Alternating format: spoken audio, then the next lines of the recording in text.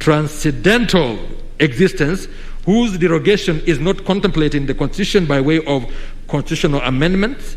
It thus forms eternity clauses of unamendable provisions.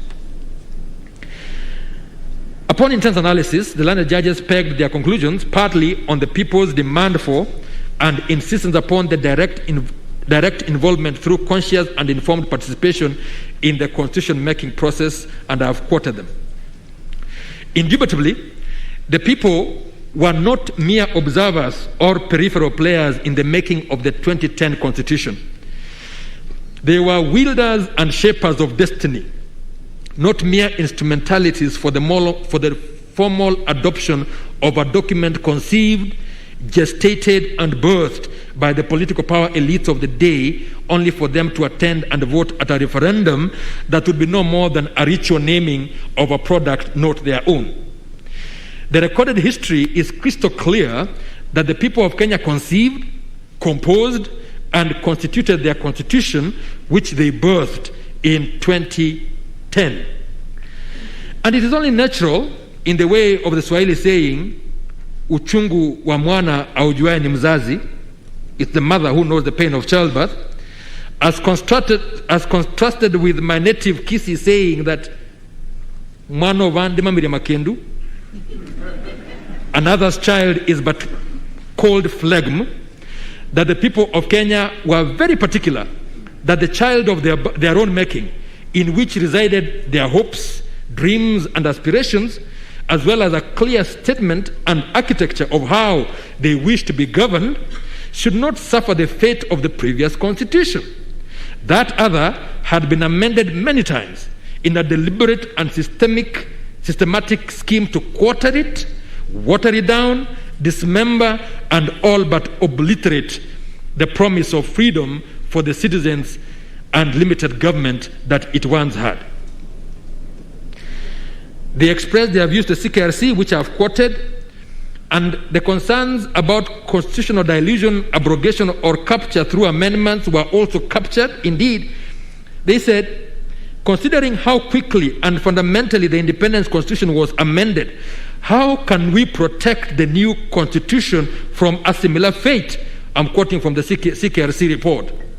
And then they also asked, how can we prevent the decay of constitutional institutions and state organs, as has happened with the institutions of the present constitution, the past constitution? Now, it is a sad blight on Africa's post-independent experience that no sooner did the nations gain independence than the power elites embarked on diluting and dissolving all restraints on power and authority, a blurring and final obliteration of checks and balances, and a concentration of power in the presidency. They did this principally through facially legal and constitutionally compliant changes to their constitutions. I have immersed myself in the writings of Professor Nambuye relevant to this subject and taken account of his description in excruciating detail and depressing detail of the manner in which power became so concentrated in the hands of the founding fathers, the heroes of independence, to the detriment of good governance and the rule of law and the liberty of citizens.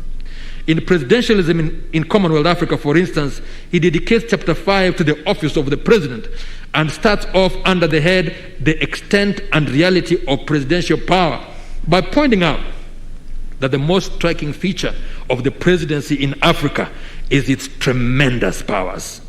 He goes on to state, which I consider germane to quote in extenso for a full appreciation of the reality that informed Kenya's search for a new constitutional paradigm. He said many things, but just one sentence I will quote there. The Africanness of the presidency in Africa refers to the fact that it is largely free from such limiting constitutional devices, particularly those of a rigid separation of powers and federalism. Now, he talks about aggregation of power, concentration, etc. So, that aggregation and concentration of power, with the attendant creation of imperial presidency, was achieved mainly by constitutional amendments. To achieve them, the restrictions to the amending powers built into the independence constitutions were assaulted and successfully abolished or attenuated. Ghana, the first country to attain independence in 1957, was quick to abolish all the restrictions to amendability, even and especially of entrenched provisions, the very next year by the Constitution Repeal of Restrictions Act of 1958, which was passed strictly in accordance with the prescribed procedure. Thereafter, a simple majority sufficed for every constitutional amendment. The proponents of the abolition of restrictions to the amendment power, including Nkrumah himself, castigated them as a colonialist imposition, an affront to the sovereignty of the new state, and a perversion of the democratic state. I must confess, it did give me an uneasy sense of deja vu when I heard similar arguments made before us in condemnation of the learned judges for deigning to find that there is a limitation to amendment of the 2010 Constitution. Nambuye then recounts the Kenyan experience under which the provisions relating to entrenchment and thus restriction of amendment power were systematically removed or watered down. I believe this particular part was also quoted by my learned brother, Mr. Justice Gatembu. I will not go over it again. After detailing the same trend in Uganda, Tanzania, Malawi, and Zambia, the author observed quite correctly, in my view, that whereas amendments per se may not be objectionable, quote, too frequent amendments may tend to reduce the Constitution to the level of an ordinary law, depriving it of any claim to respectability and devotion, which might in time earn for it a status akin to sanctity. Kenyans were keen to ensure that the 2010 Constitution did not suffer the same ignominious fate as its predecessors, and they told the CKRC that its amendment had to be restricted. And I have quoted the report on what the people said and the commentary by CKRC, where indeed they concluded the people therefore wanted a fairly rigid arrangement, the amendment of which would require their participation in some form. In their view, the new constitution should only be amended in the same way in which it is made. I have laid emphasis on the last part of the commentary because, to my mind, the people of Kenya were quite clear that they were not going to cede the constitution to the vicissitudes and vagaries of political expediency. Having birthed it, they were prepared to nurture it and protect it from mutilation or dismemberment. They desired to be involved in its fate and fortune, and were essentially saying that only as they made it could it be substantively altered with their full and informed participation. It is clear to see, therefore, that the people, as creators of the Constitution, were exercising a power that was without and above the Constitution. They could not have been creating it pursuant to any of its provisions for the rather commonsensical reason that it was not existing at the time, not having been constituted.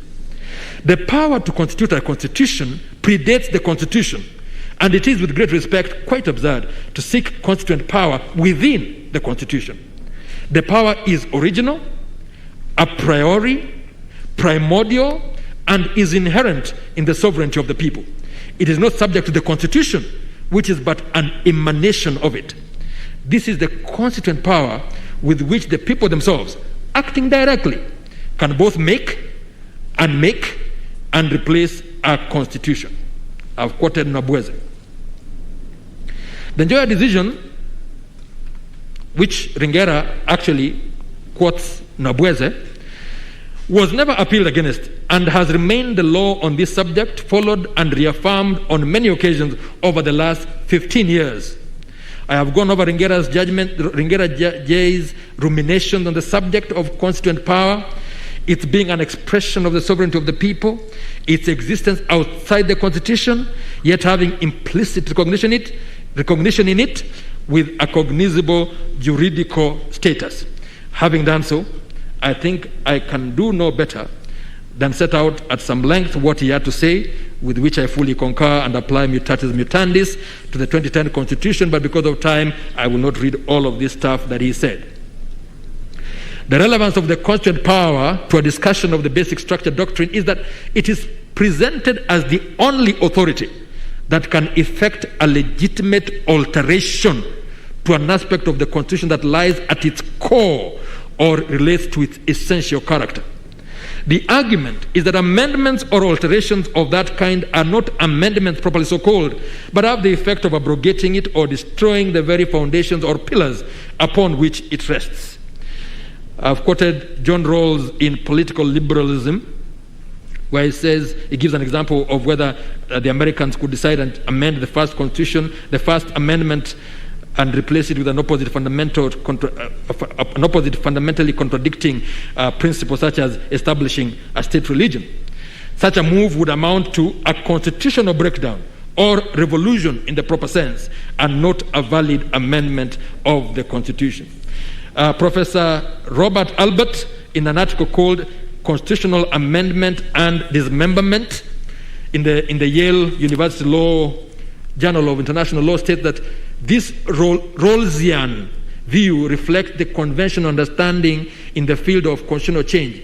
Either a constitution is amended consistently with the Constitution, or the alteration is so transformative that we cannot call it an amendment, and we must instead recognize that conceptually it creates a new constitution. Under that view, this would be the case even if the old constitution is not formally replaced with a new one. It can safely be argued that any amendment that alter the core aspects of a constitution, changing its character and ethos in a radical manner, is essentially changing its basic structure, and in all but word abrogates or dismembers the Constitution. The basic structure doctrine and the notion of constitutional dismemberment have the same effect of positing that such constitutional amendments are in fact unconstitutional. I've quoted the concurring opinion of Mr. Justice H.R. Khanna in Kesavananda, and I just want to mention that it's important to note that the Indian Constitution, just like ours, did not then and does not now contain unamendable provisions in its text. It lacks express limitations to its amendability. This is in contrast to some other jurisdictions in which the constitutions contain provisions prohibiting amendment of certain subjects, leading to the terminology, as Professor Roselyne notes in his PhD thesis, the terminology of immutable, unalterable, irrevocable, perpetual, or eternal, all of which he considers, and I readily agree with him, to be inaccurate. Why? Because they imply everlasting provisions, but they are neither eternal nor unchangeable. While they serve as a mechanism for limiting the amendment power, they do not and cannot limit the primary constituent power. Moreover, their content can also change through judicial interpretation. The Brazilian terminology, which refers to these provisions as Petraeus clauses, which I understand, that's me, which I understand to mean founded on rock. Petraeus clauses, to express their rigidity, is more accurate in that respect, since even rocks cannot withstand the volcanic outburst of the primary constituent power. Therefore, in order to describe the legal situation more accurately, I refer to these provisions throughout this thesis as unamendable, as opposed to eternal or eternity clauses. The scholar notes that the technique of expressing prohibiting the amendment of certain state features, be they the form of government, separation of powers, or the like, spread like a fire in a thistle field, or, if you like, in the Gikomba clothes market, and was impelled in part to protect the Constitution by guarding against what he calls popular levity and legislative caprice. He then concluded that just as having a formal constitution virtually became a symbol of modernism following the American and French Revolution, so too nowadays having an unamendable provision is becoming a universal fashion. But importantly, he points out, which is germane to the analysis whether the learned judges were wrong in arriving at the conclusion they did, that the amendment power must be conceived as implicitly limited, even in the absence of any explicit limits. And he traces this back to the United States back at the dawn of the 19th century, refers to the works of John Calhoun in 1851, who wrote a book called Discourse on the Constitution and Government of the United States, and then also Thomas Cooley's Stories Commentaries in 1893. All these speak to the notion of intrinsic limitation to the amendment power, and it is not much different from the basic desire of Kenyans, I referred to earlier, that their constitution be altered only by the same means by which they made it. In Germany, the scholar Carl Schmitt was of the same view, that no revision of the constitution could provide for the destruction of its legitimacy. In short, the Constitution does contain a core of implicitly unamendable principles which embody its identity. According to Roselyne, the argument in favor of implicit limitations on amendment powers did not remain in the realm of theory, but migrated from Germany to India in the 1960s, where, due to stormy political events, it was applied practically and most notably elaborated. I have indicated and traced the fact that that theory, doctrine, had an incremental fate in India. It was rejected in the case of Shankari Prasad versus India, and then it was again rejected in 1965 in the case of Singh versus Rajasthan. The first foothold of that doctrine was when a narrow majority of 6 versus 4 versus 5 of an expanded bench in Golaknath versus State of Punjab reversed those earlier holdings without invalidating the amendments in question. I need to mention here that that great break was contributed to by the writings of Dietrich Conrad, a German professor of Asian law, that had been placed before the court by one of the petitioner's lawyers, one M.K. Mambior, and I have indicated that this goes to show the value of research. When lawyers do good research, you get good results in the judgments. Now, the Golaknath decision, however, unleashed the wrath of a furious Prime Minister Indira Gandhi and signified the opening shot of the Great War over parliamentary versus judicial supremacy, and I've traced all that. When we came to Kesavananda, there was an extraordinary bench of 13 Supreme Court judges, and a narrow majority of 76 held that the amendment power does not include the power to alter the basic structure or framework of the Constitution so as to change its identity, and this is the kernel, the heart of the basic structure doctrine. Now, the majority faced reprisals from Gandhi, most notable being that her breaking with custom to appoint Justice Ray, the senior-most of the dissenting judges, as Chief Justice instead of the senior-most judge of the court, who happened to have been in the majority. Now, in Indira Nehru Gandhi versus Raj Naram, 5 judges unanimously confirmed the basic structure doctrine in 1975. Come down to Minerva Mills versus Union of India in 1980. Again, there was a unanimous holding that held that insofar as a certain section there removed all limitations on Parliament's amendment power, it conferred on it the power to destroy the Constitution's essential features or basic structure, and this was beyond the amendment power and thus void. Now, contrary submissions that were made before us, the basic structure doctrine, from my reading of the cases subsequent to Kesavananda, demonstrates an ascendant trajectory to the point that it is firmly settled as a doctrine in India. The split majorities of its inception gave way to consistent unanimous decisions of the Supreme Court, so that the so-called compelling case by R. Dhawan, said to be a respected advocate and leading Indian scholar, that Kesavananda ought to be set aside would seem to have no solid foundation in my respectful view. It has stood for more than 50 years, or about almost 50 years now. When I turn to other cases, in Malaysia, for example, I have quoted 2 cases from Malaysia which seem to show that the doctrine was more accepted than repudiated. I have also taken time that taken note that other Asian countries such as Bangladesh and Pakistan have embraced and fully affirmed the basic structure doctrine. I've quoted some cases there. And citing various cases from far west, Central and South America, specifically Argentina, Belize, and Colombia and Peru, Roselyne comes to the conclusion that the basic structure doctrine has migrated far and wide across the globe. Some of the arguments that were made before us here were made in Belize, and the Supreme Court in the case of British Caribbean had this to say.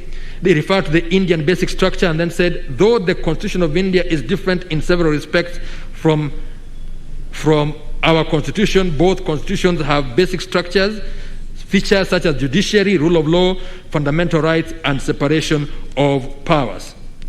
As I have stated before in this judgment, constitutional borrowing, cross-pollination, and interpenetration of notions is perfectly legitimate and is the proper way to develop the law while ensuring that whatever is borrowed is relevant, useful, and fitted to suit our particular circumstances. I need only add that the legal scholars have recognized and encouraged constitutional borrowing by courts for persuasive purposes, and there are all manner of articles. Can constitutional borrowing be justified? In the University of Pennsylvania Journal of Constitutional Law, and then constitutional borrowing in the Michigan Law Review. I note with a measure of bemusement that while castigating the learned judges for relying on foreign jurisprudence, the aggrieved appellants have laid before us numerous decisions of foreign courts. I was at first minded, I have mentioned some of the things that were quite off in the manner in which the submissions were made. We were told that cases said one thing when in actual fact they said something else. I'll give an example. In one of the submissions, it was said that in Uganda, the Supreme Court, in the case of Paul Semogerere and others, equally dismissed the Kesavananda doctrine. And then they quote a passage that I think was quoted by one of my colleagues this morning about those who make the Constitution know what's good for them, etc., etc. And then, but now, this is what I say. Now, after reading, from a reading of that passage quoted by counsel, the impression is that all those words were by Mr. Justice Tesekoko of Uganda. But in truth, only the last paragraph contains his words. Now, having read the Semogerere judgment myself, which was usefully, if ironically, supplied by counsel in volume 8, I cannot but respectfully conclude that the case does not at all advance the appellant's particular argument or case. First of all, it turns out that the bulk of the excerpt attributed to Judge Tesekoko are not his words. They are actually words apparently found in a Kesavananda dissent, which the judge quotes not directly from the judgment, but as said to be quoted in a Singaporean case. The judge himself puts it thus at page 8 of his judgment. He said, no copy of the judgment of Kesavananda case was availed to us. I have not been able to lay my hands on the full judgment, but passages of it are quoted in the Singaporean case of Sesolung. Now, with great respect, I cannot see how it is possible for Semogerere to have dismissed Kesavananda, as we are urged, when the judges deciding it had not even engaged with the doctrine and had not even read the judgment. In fact, nowhere in Semogerere is there a whiff of rejection of the basic structure doctrine, which is the heart and essence of Kesavananda. To the contrary, Tesekoko J indicated that in his considered opinion, Kesavananda case was misunderstood and therefore misapplied to the petition that was before the Constitutional Court. And then he talks about what he thinks Kesavananda, which he didn't read, was about. Now, I need not say anything on the judge's understanding of the issue in Kesavananda, which I, unlike he, have read in full. But it should be obvious that given the infirmities I have pointed out, Semogerere, as presented before us, cannot be a basis for the contention that the basic structure doctrine was rejected in Uganda on that occasion. The same also goes for the case of Male Mabirizi and others versus the Attorney General of Uganda, where it seems to say, the judge said that the basic structure doctrine is still at a nascent stage of development. This is a 2018 decision, but from what I've said, the basic structure is not nascent, it's not new, it has actually grown quite old. Now, having undertaken so detailed an account and analysis of the Indian experience with the basic structure doctrine and its migration across the globe, I have no difficulty discounting those conclusions as untenable. I would also reject the the decision cited to us of the Honorable Attorney General of Tanzania versus Christopher Mtilika, because there the court said, the Court of Appeal of Tanzania, it said that the courts must eschew a loosening of judicial discipline in interpreting the explicit provisions of the Constitution. And they went on to say that a tightening of judicial scrutiny would be necessary. Now, I think that is the very antithesis of what our Constitution requires of our courts. I cannot accept as a correct reading of the Constitution, less still a persuasive one, for me to follow the conclusion reached there that everything is amendable once the procedure for amendment is followed and that the basic structure doctrine does not apply. The conclusion I have arrived at, out of my forays into the jurisprudence and learning I have referred to, and much more besides, is that the basic structure doctrine is legitimate and sound.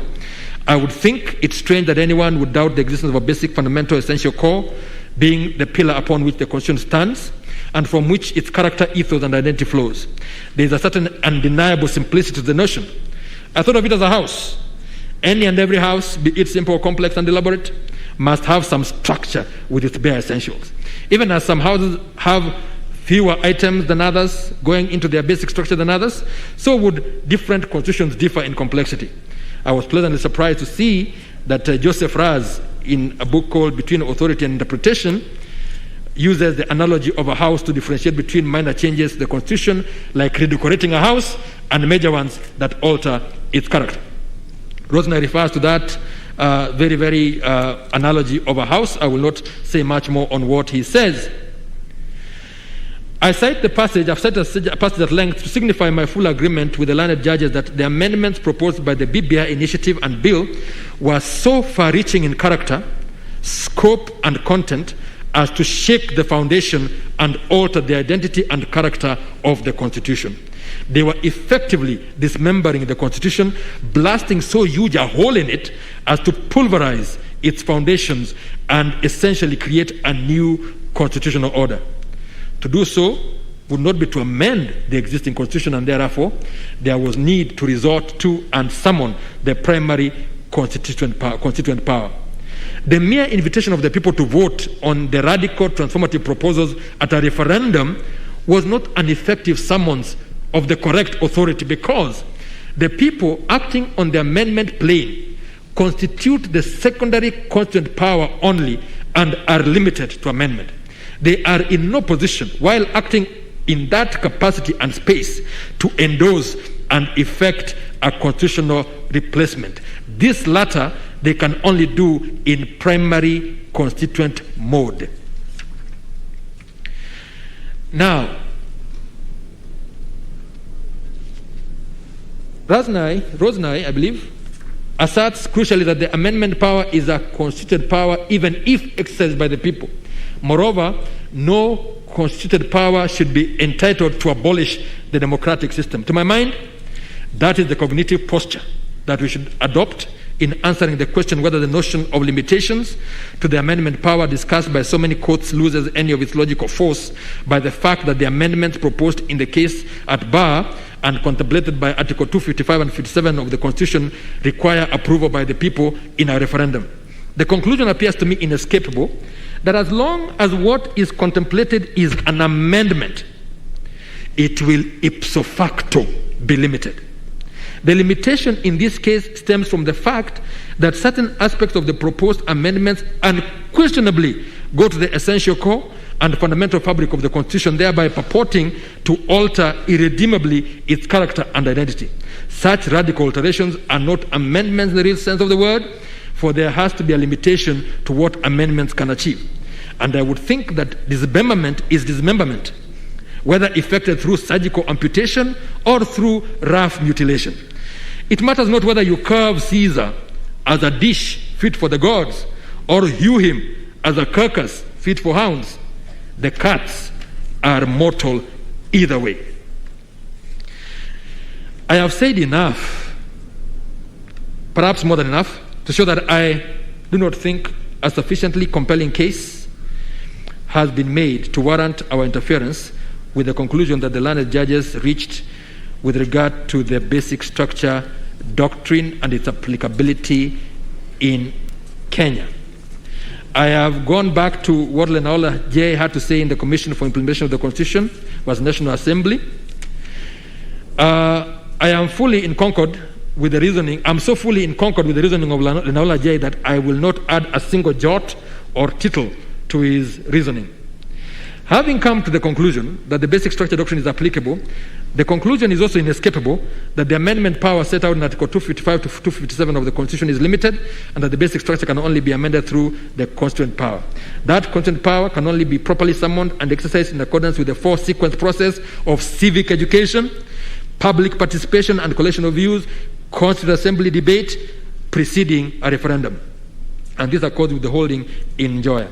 I would hold without hesitation that a referendum cannot be effective as contemplated by the constituent power unless the initial three steps have been involved and engaged in real and substantive, as opposed to a ritualist and minimalist manner akin to a mere token ticking of boxes. Ringera J said, all in all, the limitation of Parliament's power was a very wise ordination by the framers of the Constitution, which is worthy of eternal preservation. I think, with respect, that the amendments to the Constitution contemplated and proposed by the BBI Amendment Bill have the potential to alter by one fell swoop the fundamental pillars that define and undergird our Constitution. They are truly no less than a ballistic attack on our Constitution's foundations, including separation of powers, independence of the judiciary, and Chapter 15 commissions and independent offices, not to mention supremacy of the Constitution, sovereignty of the people, and the national values and principles of governance. I accept that this is not exhaustive and should be dealt with on a case-by-case basis. Ringera J indicated that we have been down this road before, but without judicial challenge. I surmise that a cowed populace probably did not have the courage to seek redress, nor was the judiciary back then particularly famous for the defense of the Constitution. For the superior courts of this country at this time, there is no luxury of indifference or neutrality. Where in former times no challenge to the manifest alteration of the Constitution's basic structure was made, thus sparing the courts the burden of decision, we are today summoned to the valley of decision. Civic-minded Constitution-defending citizens have raised alarm at the threatened dismemberment of the 2010 Constitution. The High Court has, with crystal clarity of reasoning and felicity of dictum, raised a barricade against such a scheme, and it is upon these courts to either raise the bulwarks of defense even higher and place around the Constitution a wall high and impregnable against such machinations, or, as we are urged by the appellants, we disable the brakes, uproot the ramparts, and usher in an open season for the systematic and unbridled dismemberment of the Constitution. To me, there's only one path that commends itself consistently with conscience and fealty to the constitutional command. I must defend it and keep its fortifications firm and effective. I must stand up for the Constitution, heeding the words of the hymn, where duty calls or danger, be never wanting there. I have referred to the aspect of illiberal democracy and its growth, and I've talked about Professor Roselyne Dixon and David Landard. The point they point out that the constitutional amendments or basic structure doctrine, though at times attacked as being anti-majoritarian and making courts too powerful, is in fact a useful tool to help preserve so-called fragile democracies against the democratic erosion that is inherent in abusive constitutionalism. Beyond textually stated eternity clauses, they point out that many scholars and courts have argued that the doctrine can be defended. Now, however, given I am persuaded that the referendum requirement is at best an exercise of the people's secondary constituent power, or, as argued by some, an aspect of the constitutive power contemplated by the Constitution itself, as part of its amendment procedure, I am better persuaded by the unconstitutional constitutional amendments / basic structure doctrine. I am justified in this view by my appreciation that even referendum procedure can be made of no effect by a deficit of prior civic education and public participation. Indeed, someone has said that for populists, a referendum isn't meant to start an open-ended process of deliberation among actual citizens to generate a range of well-considered popular judgment. Rather, the referendum serves to verify what the populist leader has already discerned to be the genuine popular interest as a matter of identity. An effective bulwark against abusive constitutionalism, therefore, seems to me to be on the authorities, one that entails more as opposed to less people involvement. I think, therefore, that there is nothing anti-majoritarian or doctrinally abhorrent about the four-step process the learned judges held to be indispensable for effectuation of amendments of the kind proposed by BBI. It has to be recalled that the restriction to amendment need not be in express text. It is generally accepted that in keeping with the interpretive posture addressed earlier in this judgment and on a proper understanding of the basic structure doctrine, the limitation can be implicit. Therefore, it is the people themselves who preferred rigidity over flexibility. They were bothered by hyper-amendability, and for me, the numerous amendments proposed are no less offensive because they are presented in one bill at once and not through staggered installments over time. Justice Chandrachund in Casavananda stated that the basic structure's theme song is "Amend as you may, even the solemn document which the founding fathers have committed to your care. For you know best the needs of your generation. But the Constitution is a precious heritage. Therefore, you cannot destroy its identity." In short, it is undeniable that by using the basic structure doctrine, the judiciary does play an important role against democratic erosion, and I would, without hesitation, affirm the learned judges on the basic structure. My voice is running out, so I will just make a few comments on the other issues. Popular initiative. I have held that in the amendment scheme of the Constitution, it is clear beyond peradventure that as far as the characterization of the amendments to the Constitution go, there is a binary reality with two distinct, dichotomous and disjunctive initiatives, the parliamentary one or the popular one, each providing a distinctive methodology or procedure. And what appears clear from the Kenyan experience is that the popular initiative was introduced as a response to citizens' frustrations with Parliament, to whom the law-making power is delegated. It was not always acting in a citizen-centric manner and often acted in a manner quite inimical to the interests of the public. The popular initiative is therefore a mechanism for the people to exercise direct authority in the amendment of the Constitution. It is a power reserved to them as the sovereign to do that which Parliament may have defaulted in doing. This is consistent with Article 1, Sub-Article 2, which provides that the people may exercise their sovereign power either directly or through their democratically elected representatives. Admittedly, this form of active, direct, and deliberate democracy is quite new in the African experience, but has been around for quite a while in other parts of the world. Referred to variously as the Constitutional Initiative, mainly in America, or Citizens' Initiative in Europe, it has certain discernible characteristics which are pointed out. Now, one of the things to note is that in an article by Maya Setale and Theo Schiller, editors, Citizens' Initiatives in Europe, Procedures and Consequences of Agenda Setting, the author draws a valid and useful distinction between compulsory referendums, which are for constitutional changes proposed by the government or the parliament, and the popular initiative, which allows for any other group outside of the parliament to put a proposal on the table. By the term popular or citizens' initiative, we refer to procedures that allow citizens to bring new issues to the political agenda through collective action, that is, through collecting a certain number of signatures in support of a policy proposal. The role of these citizens' organizations, social movements, civil society organizations, etc., they are the ones who lead the citizens. The role of these organizations outside of formal representation through parliament is the answer to the political marginalization of the citizens, famously expressed by Jean-Jacques Rousseau in the social contract this way, and which might have universal application. He said, the English people, and you could put any other people there, the English people think that they are free, but in this belief they are profoundly wrong. They are free only when electing members of parliament. Once the election has been completed, they revert to a condition of slavery. They are nothing. End of quote. It includes in the perspective other optional plebiscites which are identified as presidential, governmental or parliamentary initiatives.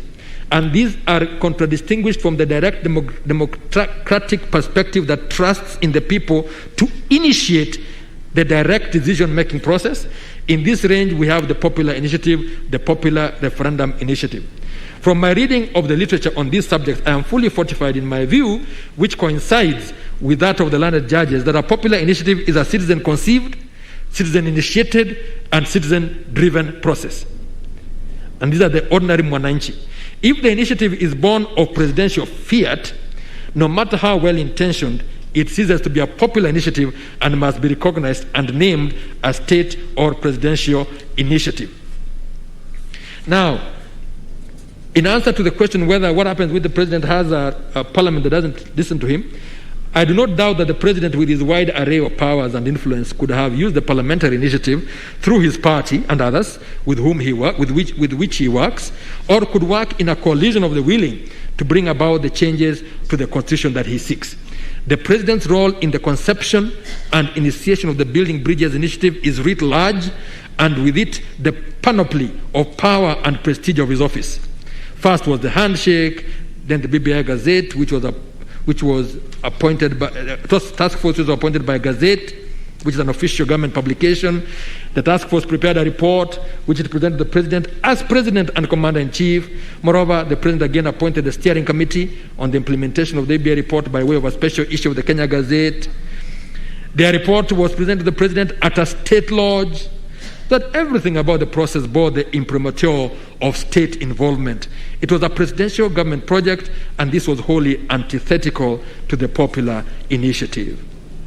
Like Machiavelli's prince, the president's conduct is different from that of ordinary citizens. In acknowledging this plain and in spirit of fact, one does not thereby curtail the president's enjoyment. One might even say deployment of his personal or political rights. All it means is that the space upon which he elected to exercise his rights is reserved for ordinary citizens, the common populace of the Republic of Kenya, and it is not open to the president. It is out of bounds to him. The question is, first of all, hypothetical, but to my mind, the president does not shoulder any obligation to initiate constitutional changes. He takes office under and in accordance with the Constitution, and his duty is to obey and defend it in keeping with the oath of allegiance, not to change it. It follows from my reasoning that I agree with the learned judges that insofar as the president took certain actions at the inception of the BBI process, including appointing the task force and later the steering committee by Gazette notices in his capacity as President of the Republic of Kenya and Commander-in-Chief of the Defense Forces, the popular initiative path, a preserve of the ordinary citizen, was not available to him for initiating any amendments to the Constitution. I would dismiss the grounds of appeal challenging that finding. Next, jurisdictional objections. I do not think there was any merit in the claim that the matters were either sub judice or were res judicata, and I've dealt with that wholly. I agree with the judges on that point. Let me rush quickly to the legality of the BBI process. I've said things there that initially that already give an answer to this. But given there was never indication, I should start here. A number of critical facts stand out in crystal clarity from that Gazette notice which appointed the steering committee. Regarding the steering committee, which taken singly together or wholly, go to declare that it was a presidential creation and a government project tasked with inter alia proposing constitutional changes for the implementation of the report of that very team in its previous emanation as the BBI Advisory Committee, and the facts are there, I've stated them. Given there was never any indication that citizens of this country had, in and by themselves, conceived of the idea to change the constitution in a particular manner as the genesis of this process, but appear only to have been roped in to respond to what had already been given life and motion by the president when he appointed the task force, the process that was being undertaken was not a popular initiative. And it matters not that it may eventually have gained the liking or admiration of many people. That sense of popular is not what is meant by the Constitution, which uses popular in the sense of pertaining to the general public or ordinary citizens. The BBI Steering Committee, by inception, composition, and operationalization, was a government presidential project.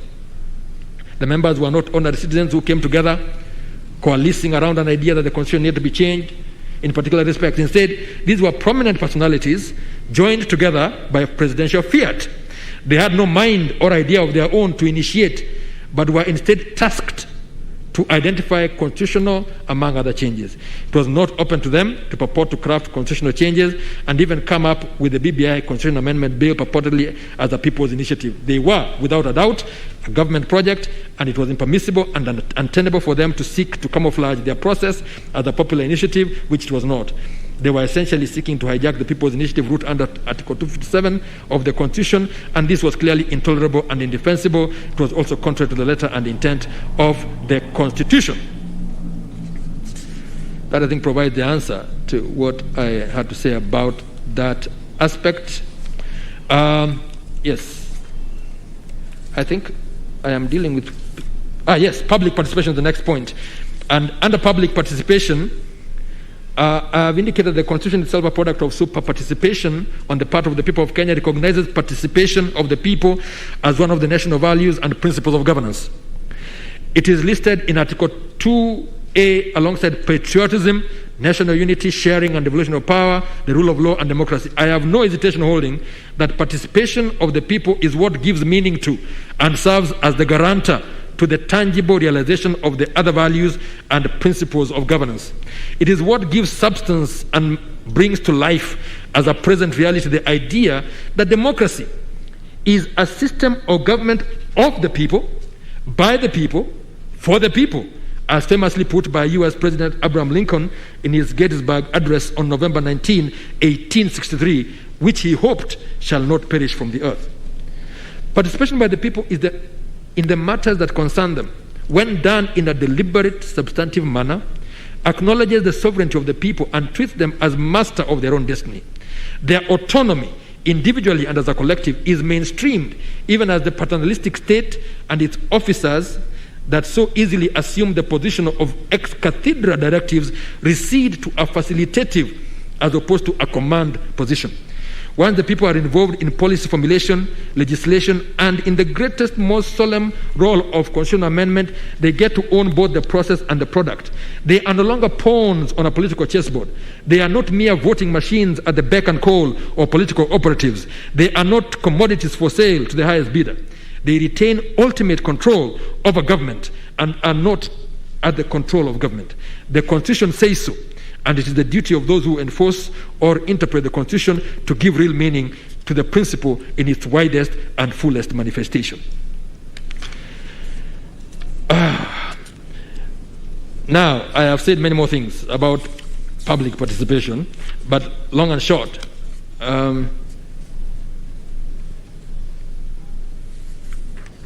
yes, there's an aspect. I agree with the judges generally when they talk about public participation. But whereas the above reasoning is perfectly in line with the public participation, with what it would require in a matter of such moment as constitutional amendment, I must express my unease, brought out quite poignantly by Mr. Karori in his address to us, that it would be to place an onerous and well-nigh impossible burden on promoters of a constitutional amendment by popular initiative to expect them to go the whole hog, captured in the above excerpt, including translating it into all the languages, having it in Braille, etc., and sending it all over the country.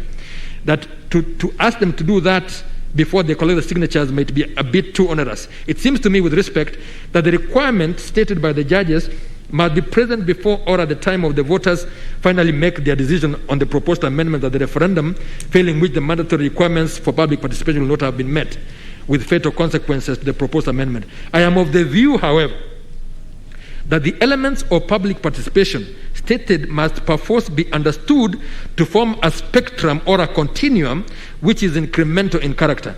It would be way too expensive and onerous to expect that citizens seeking to introduce amendments, be it by way of a general suggestion or a formulated bill, must engage and involve the voters generally, by which the landed judges must be understood to mean the national vote pool, from whom the promoters would be seeking the 1 million supporters, to the broad and extensive elements of public participation enumerated by the landed judges. I think that the duty they bear at that point of signature collection is one of sensitization with candor and disclosure, as opposed to one of full broadcast by all means, in all languages, to all voters of the full particulars of the exact amendments by way of the amendment. It is enough that a voter should know what is sought to be introduced by amendment in sufficient detail to be able to make a decision whether it is an initiative he would support by appending his signature at that stage or not. To that extent only would I respectfully fault and reverse the learned judges while leaving intact their reasoning and holding on public participation with regard to the totality of the process up to the referendum.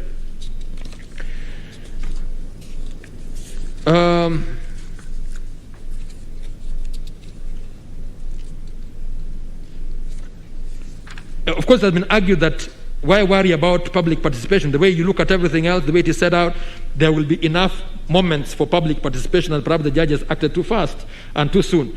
And I think, with respect, that whereas on paper the argument does sound attractive, the reality on the ground, as became apparent during the hearing of the appeal, is that there was a measure of cynical disregard for the very opportunities and timelines intended to facilitate public participation. Even for the signature collection, for instance, it turns out that the IBC apparently published the list of the persons listed as supporters of the initiative to facilitate confirmation by the people that the list was accurate, thereby seeming to involve them.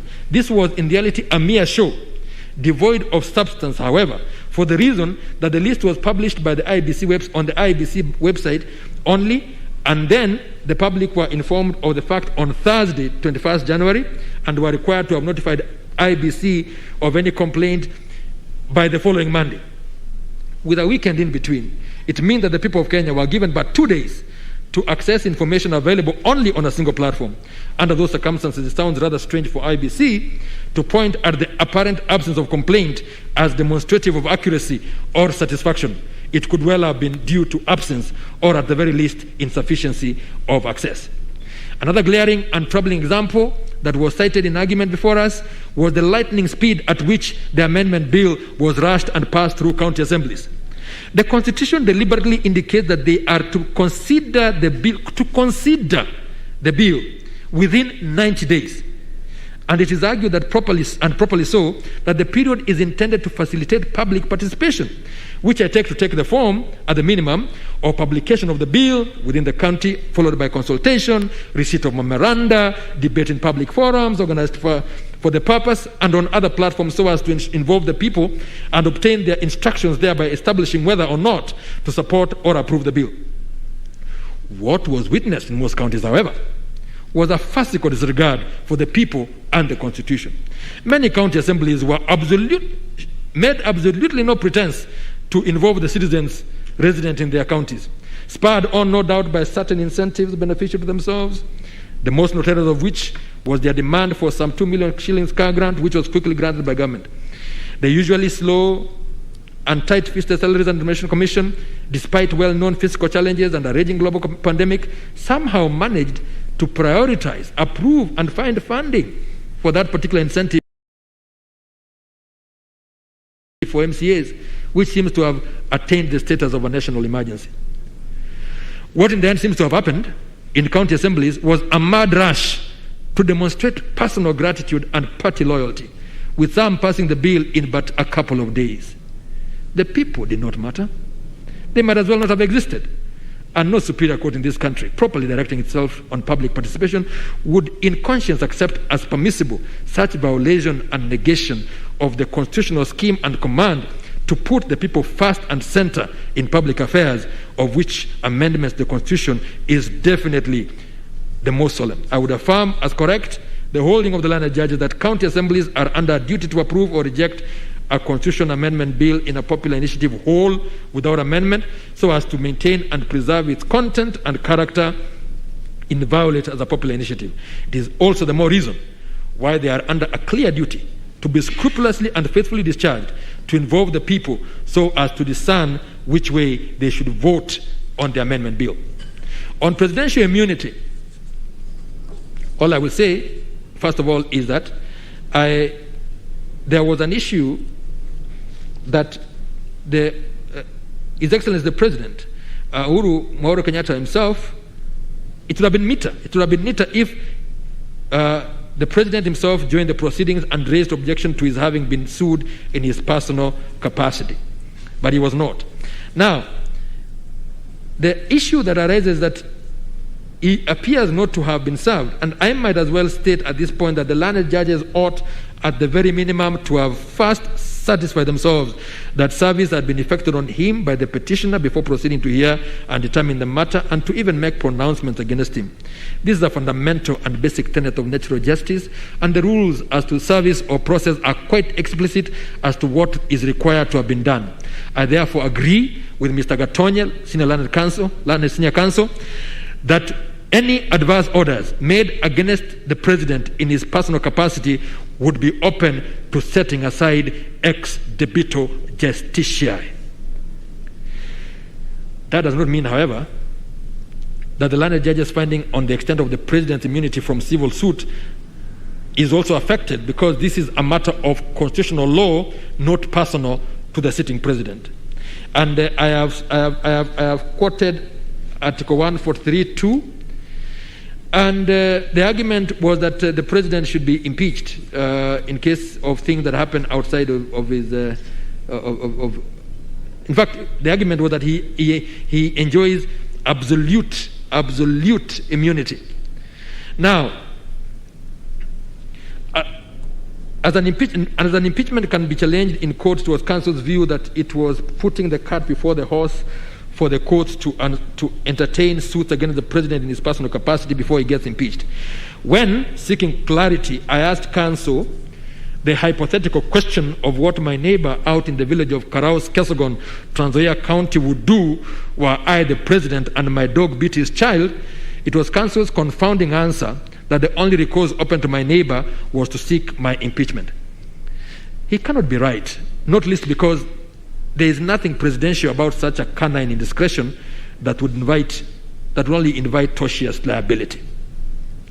Counsel drew the attention of the court to Article 165 of the Constitution that gives judges immunity, and in particular the case of Bellevue Development Company and Francis Gikonya and 7 others. I am familiar with it. I wrote a judgment in it. But the position I take is that the protection that is given to the President has to be purely functional, related to his office, and does not extend to any matters that are done outside or in violation of the Constitution. In fact, from my analysis, it is possible to state the law on presidential immunity to be this: the President is immune from criminal prosecution and from civil suit for any act or omission in exercise of his powers under the Constitution in Kenyan courts during his tenure of office. But he may be sued for acts or omissions outside his constitutional duties and prosecuted for international crimes where the treaty establishing them does not recognize the defense of immunity. The statutory limitation period shall be extended to take account of any action or suit that could not be brought on account of the defendant's presidential tenure. I make a distinction between this and the immunity that the President had under the old Constitution, where it was absolute. And I would say that absolute immunity, which existed under Section 14 of the retired Constitution, appears to me to be an anachronism and an oxymoron in the context of a constitutional democracy such as we are, that upholds as part of its national values and principles of governance the rule of law, good governance, integrity, and accountability. Those values and principles, alongside constitutionalism, which denotes limited government, denotes limited government, must mean that the office of president, being a creature of the Constitution, is and must be subordinate to the Constitution, and its holder must be held to account for his acts and omissions. The president is not above the Constitution or the law, and is not a law unto himself or herself. In recognition of that preeminence and importance of the office of the president, the Constitution grants protection to the holder thereof, to the end that he should not be unduly impaired in the performance of his unique duties. That protection cannot, by any stretch of imagination, be extended to cover any and every act or omission, including those outside of or in violation of the Constitution. That seems to me to be the clear meaning discerned from Article 143.2, and the fact that Article 143.4 expressly excludes international crimes from the purview of presidential immunity provides ample proof that its limited conception, character, and extent. Now, the president does not possess powers outside or beyond those donated to him by the Constitution and the law. He, as well as all holders of state and public office, must point to the Constitution or to a law to provide a basis or justification for the powers they wield and exercise. The rule of law demands, as Professor Wade put it, that each act must be shown strictly to have legal pedigree. Indeed, if you look at the case of Nixon versus Fitzgerald that was cited, you will discover that the absolute immunity that the former president, Richard Nixon, was held to have was from damages liability predicated on his official duties, official acts. The immunity was held to be a functionally mandated incident of the president's unique office, rooted in the constitutional tradition of the separation of powers and supported by the U.S. history. Now, what we have in issue here, coming out of petition number 426 of 2020, are those acts which are said to have been committed by the president outside his constitutional powers and in fact in contravention of the Constitution, and the learned judges held, and I would respectfully affirm, that the president is not immune from suit for that. I only need to add that the days of an accountable presidency are long gone and are of only historical significance as a lesson and a warning to the citizens of the country to be vigilant and to demand accountability from the person to whom they entrust the responsibility of leadership. Experience, as recorded in many cases, both local and comparative, shows that in a democracy, no office is immune from accountability to the law as administered by the courts. I hold that the appeal challenging the learned judges holding on presidential immunity from suit in personal capacity should fail. Regarding the legal regulatory framework for constitutional amendments by popular initiative, I have mentioned some of the arguments that were made, and I would say that I think it's a matter too plain for argument that the country does need a referendum act, and there is none at present. The learned judges were informed that there was a proposed referendum bill somewhere in the legislative pipeline, but there seems to be uncertainty as to its eventual fate. So, it's interesting that, and odd that the Attorney General, who should have been at the forefront in seeing the legislation is in place, the IBC, which needs it for proper conduct of referenda, and the BBI Secretariat, which needs it to be guided by it if it were to pull through the proposed amendments, all seem to speak the same strange language, that the gaping lacuna is of no significance or moment. With great respect, I do not find such a stance by critical players in a national exercise to be of great importance to be particularly helpful. And I do hold the view that candor in public affairs, including in litigation, is a virtue to be embraced. It cannot be right for parties to propound in court positions they know to be so plainly untenable, and to do so without batting an eyelid. That this country needs a referendum act is an urgent matter and should have been addressed years ago. Now, the Attorney General went on to assert that all motions involving the furtherance of popular initiative are an exercise of citizens' political rights as enshrined in Article 38, but they should not be limited by flimsy excuse of lack of regulations, administrative procedures, or statutory prescriptions not expressly provided for under the Constitution or legislation. That's what the argument was.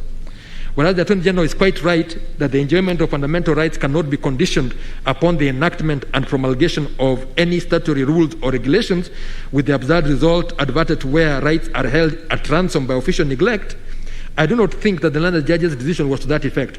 I fear the Honorable Attorney General appears to have misapprehended the reasoning of the learned judges, which was quite the opposite of the meaning he ascribes to them. In fact, judges at paragraph 6 or 3 of their judgment say that even if there is no referendum act, it is still possible to under proper with proper adherence to the Constitution, to go right ahead and hold a referendum. I think, with respect, that given the uncertainties, ambiguities, and penumbras that are apparent in the manner in which one is to go about initiating, collecting signatures, forwarding, debating, involving the public, campaigning, and voting on a popular initiative for the amendment of the Constitution, together with the necessary timelines, this area is in a wholly unsatisfactory state and needs clarity by way of both national referendum law and probably rules and regulations specific to the popular initiative. It is disingenuous for it to be argued otherwise, unless uncertainty in law should somehow have attained a utility I myself cannot discern and state as of a virtue. I am firmly persuaded that a referendum in the context of proposed constitutional amendments by popular initiative must be governed by a specific, properly thought out legislation. It cannot be left to the Elections Act, which seems to contain a part of the referendum in some kind of by the way or afterthought, regard having heard to the fact that referendums are not elections and they are no less important than elections. I would go as far as to state that whereas the provisions on the referendum in the Elections Act may suffice to settle questions of various types and descriptions in an ordinary referendum, they are not sufficient in detail and clarity and were not formulated to meet the full requirements of Article 257. I should think, with respect, that it speaks to a national malaise of inattention to duty, a satisfaction with dilatoriness, and being reactive instead of proactive on the part of officialdom, that the referendum law has never been passed, notwithstanding that some 2 years ago, Justice Nambuye had spoken, Nambuye J, as she then was, had spoken of its glaring need in the case of Republic versus County Assembly of Kirinyaga, ex parte Kenda Muriuki, and another. Now, in resolving this issue, the issue of verification, I've gone into some depth about it. All I can say that the report was even more emphatic. This is a report that was done by IBC itself in the Okoa Kenya initiative, was even more emphatic on the process of verification, which must entail ascertainment that the status of the supporters of the status of the supporters as voters and of the authenticity of the signatures as theirs. I agree entirely with the sentiments of the judges, save to say that the learned judges were perhaps too magnanimous in having been merely startled by IBC's flip-flopping on this rather straightforward matter of what it means to verify. I should think that such shifting of goalposts probably smacked of Kanda economy, calling for stern rebuke. It is a matter of utmost importance that all persons and institutions that appear before court be careful to be entirely forthright. Any other contrary stance brings the administration of justice to disrepute and must not be condoned or normalized. And therefore it boggles the mind that with regard to the BBI proposed amendments, IBC sees its role as different from what it stated with regard to the Okoa Kenya initiative. In sum, there does exist, with regard to the counterpart electoral processes, full-fledged legal and regulatory framework, and it cannot fall from the mouth of IBC that a like framework for signature verification for a popular initiative is a superfluity, because I think it is not. Given that state of things, I am convinced that the conclusions reached that IBC lacked the requisite legal and regulatory framework in the specific issues of signature verification, and that the stopgap administrative procedures were invalid, were unassailable, and I would not interfere with them. On IBC quorum, I think a lot has been said. I am in total agreement with my brother, Justice Gatembu, when he came to the conclusion that the quorum of IBC cannot be 3. The quorum of IBC must be 5. And to my mind, such a vital role done by IBC requires the full complement of IBC with all hands on deck. It is, to me, another instance of officials' failure on the IBC, which, while fully aware of its current limping status, its commissioners having dropped to below half of what the Act prescribes, for it to wear a brave face and state in legal proceedings, no less, that it's doing just fine. A more honorable stance would have been for the IBC and the Attorney General to make a clean breast of it and consider the former needed urgent help and send an SOS to the appointing authority to bring that intolerable state of affairs to an end by making the necessary appointments to empower IBC for the performance of its key mandates, including the conduct of referenda as stated in Article 884 of the Constitution and required in Article 257. Its relevant statute demands immediate filling of the positions of commissioner that fall vacant. It is fortuitous that interviews have since been conducted and IBC should shortly be fully constituted and not a day too soon. I think I can leave that particular one and move on to, I would therefore agree with and affirm the landed judge's holding that all the decisions made by IBC in relation to the proposed constitutional amendments via the BBI Amendment Bill were invalid, null and void for lack of quorum. On voter registration, again, I've said quite a bit, and the evidence seems to be that IBC had managed to register some 108,000 more voters after the time of the Kibra election of 2018. During argument of the appeal, it came out quite clearly that there really has not been any serious and sustained continuous voter registration. It is also clear that the numbers indicated are measly, to say the least, when thousands of young people are daily attaining the age of majority. And I would say and not accept the argument made before us that it was upon the petitioner to prove the contrary. He bore no burden because it is the IBC that keeps the records, and it is it that had the duty to show that there was continuous voter registration. It would have been an unacceptable dereliction of duty and violation of rights were the referendum to be held with hundreds of thousands or millions even of young people sitting it out on account of not being registered. Where the referendum in question involves proposed changes to the Constitution, it is this very segment of the citizenry, the very youngest of adults, who have the greatest stake in the matter, and everything should be done to aid in having their voice heard, their vote taken, and their decision made known. Indeed, it's further testimony of the nonchalance that attends the question that the registration of young people as voters is a matter that has to be pursued as a chore when attainment of majority ought to lead to an automatic registration as a voter. I know that the report by the Kriegler Commission dated 17th September 2008 on this very aspect has never been actioned more than a decade later. They had indicated that it should be very easy. The moment someone gets an ID, they should also be registered as a voter, but that seems not to have been done until now. The format of the referendum question, I would say with respect, again, I agree that lumping all those questions together brings a problem. But first of all, the argument was made that the judges should not have told the IBC how to go about it because that is trying to control them. But I suggest that I do not understand independence of commissions to mean that they are any way beyond being told by the courts what the law is. Now, if I may pause here for a moment, it becomes clear that some amendments to the Constitution do not require the involvement of the people generally at a referendum.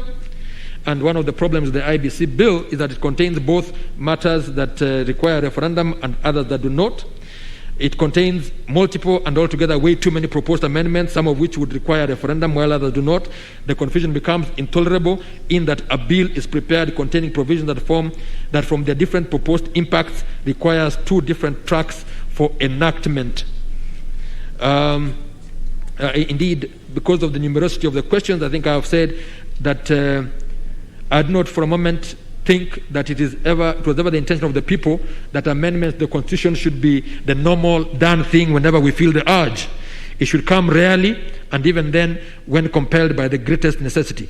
And for that reason, an amendment should come singly, once, rarely.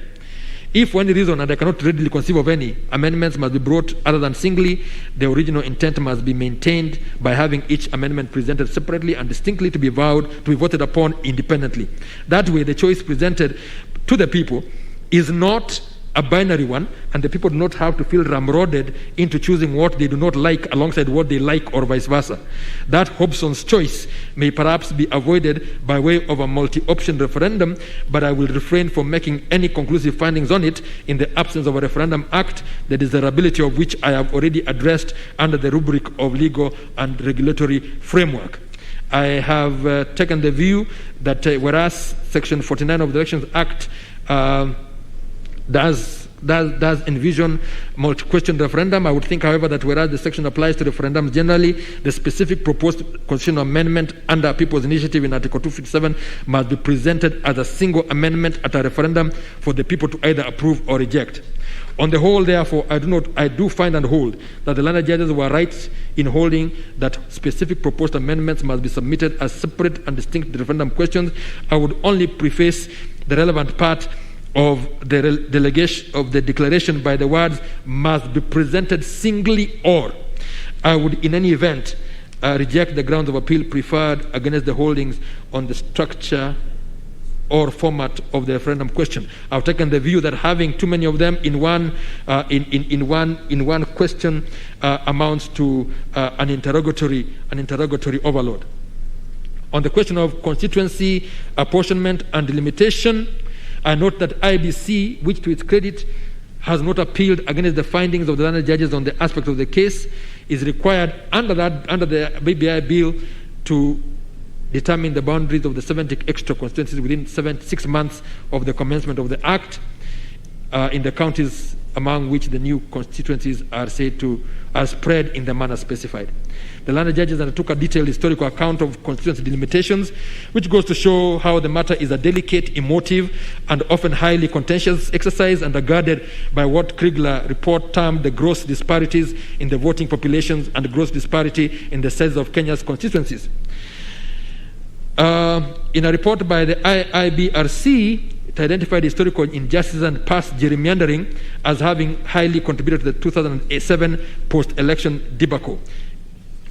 Now, I have generally agreed with the learned judges, and I hold without hesitation in rejecting the complaint that the learned judges erred in not exercising judicial restraint or constitutional avoidance, that I am in full agreement with this court reasoning and holding aforesaid, and that is in the case of Coalition for Democracy, CORD versus the Republic.